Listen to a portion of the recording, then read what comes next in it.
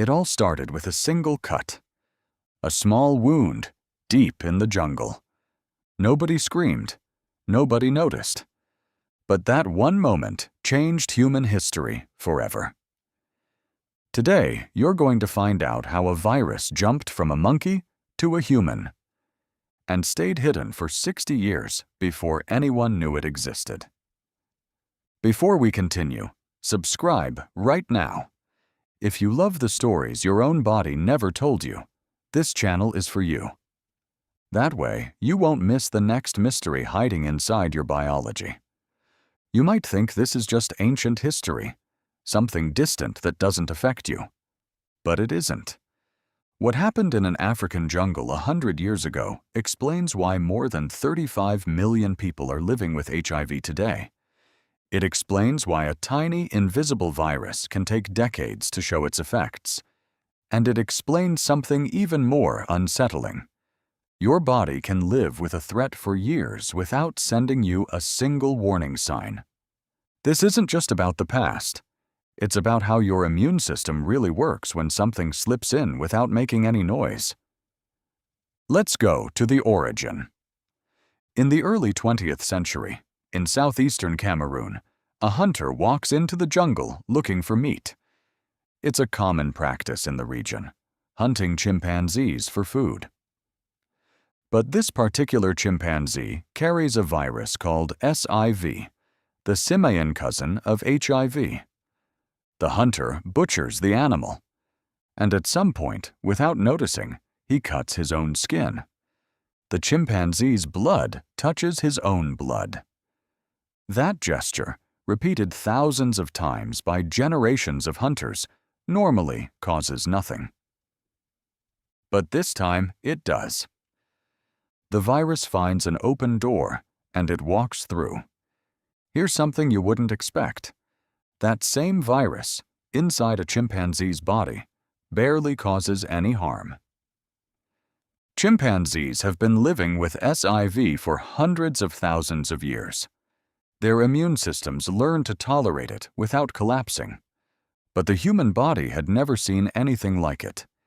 It had no time to adapt, no time to learn how to coexist with it. What was nearly harmless in its original host became lethal in us. The same virus, two completely different outcomes, just by switching species. Here comes the first twist. Using what's called a molecular clock, scientists calculated that this transmission happened sometime between 1900 and 1930. It wasn't a one-time event. It probably happened several times over the years, with different hunters and different chimpanzees.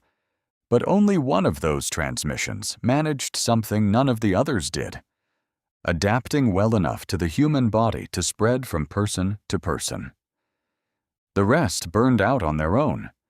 This one, instead, found the exact combination to survive and multiply in silence. And how do scientists know it happened in Cameroon and not in some other African country? This is where a fascinating piece of genetic detective work comes in.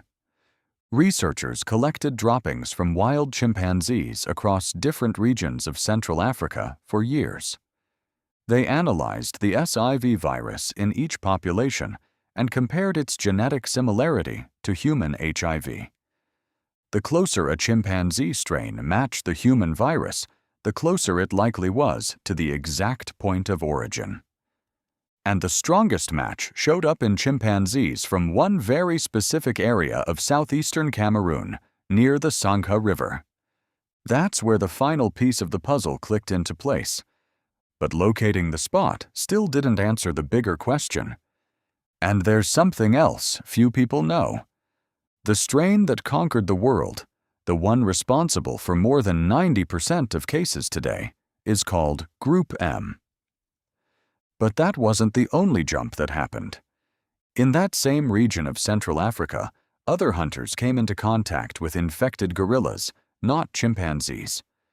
Those crossovers gave rise to other groups of the virus, called N, O, and P. The difference is staggering. While Group M spread across all 5 continents, Those other groups are barely known outside Cameroon and its neighboring countries. Some have only ever been detected in a handful of people in all of recorded history. The same accident, repeated several times, almost always burns out on its own. Only once did the fire truly catch. And this is where the story gets even stranger. For decades, that virus never left the jungle. It stayed confined to small rural communities with no trains, no roads, no way to travel far. But everything changed when Belgian colonialism arrived in the Congo. Railway lines and river routes were built to transport goods. And without meaning to, those same routes transported something else: infected people moving to the cities in search of work. The virus boarded a boat, boarded a train, and landed right in the heart of a booming metropolis. That metropolis was called Leopoldville.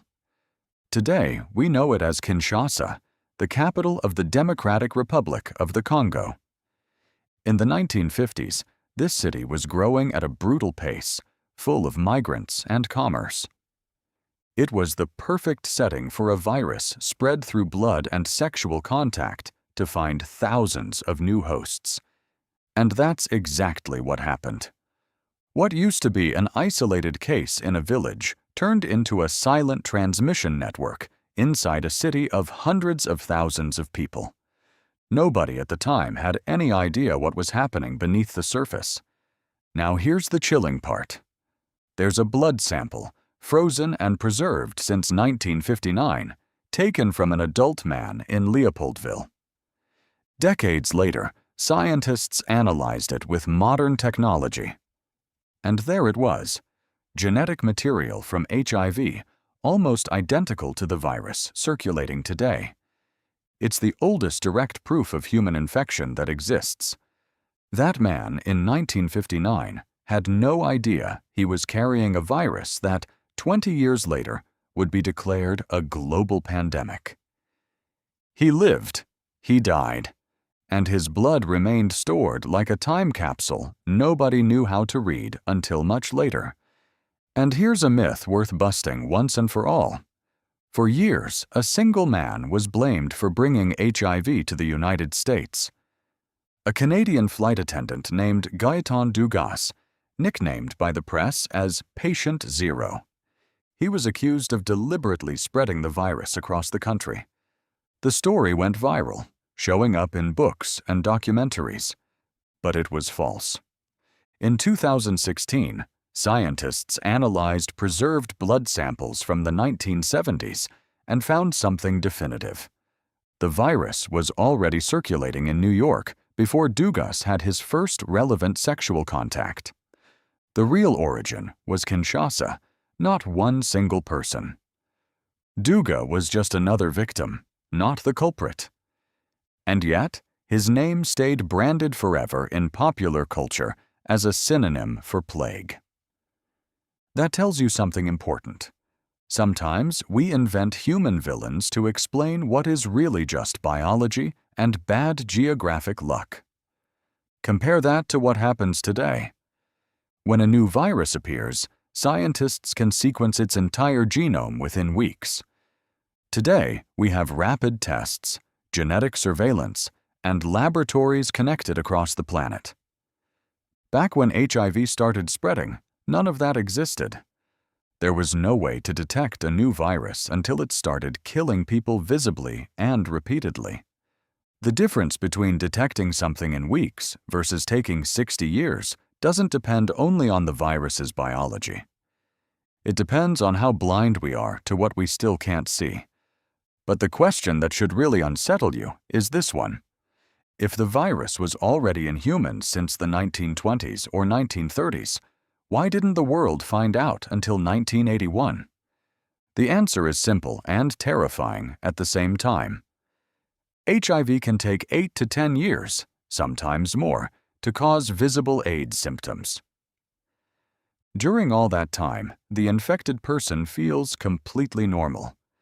They can work, travel, have relationships, with no external sign that anything is wrong inside. The virus advances slowly, attacking the immune system cell by cell, with no rush, no noise. By the time the first doctors in the United States started noticing strange cases in young patients, the virus had already been circulating around the planet for more than 5 decades. And there's still more. Geneticists discovered that by 1960, the virus had already split into several distinct subtypes within Leopoldville alone. That means the genetic diversity we see in HIV worldwide today already existed in miniature, inside a single African city. The virus didn't just travel, it mutated, branched out, and diversified long before anyone knew it was there. By the time it was finally identified, it was no longer a local problem. It was a global phenomenon, scattered into different variants across different continents. And here's the final fact, the one you'll find yourself repeating tonight. Between the exact moment that Hunter cut himself in the Cameroonian jungle and the moment the world learned HIV existed, somewhere between 50 and 60 years went by. More than half a century of absolute silence.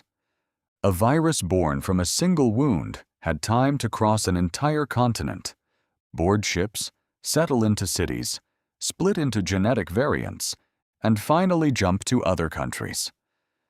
All before human science realized something new was happening.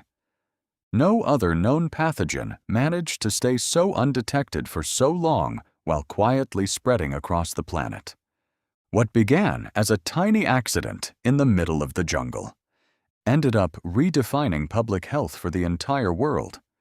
And all because a virus that usually failed, this one time found the exact way to survive inside us. What do you think? Did you already know this story? Or did you think HIV just suddenly appeared in the 1980s? Tell me in the comments. If this fact surprised you, hit like and subscribe to discover the next mystery hiding inside your own body.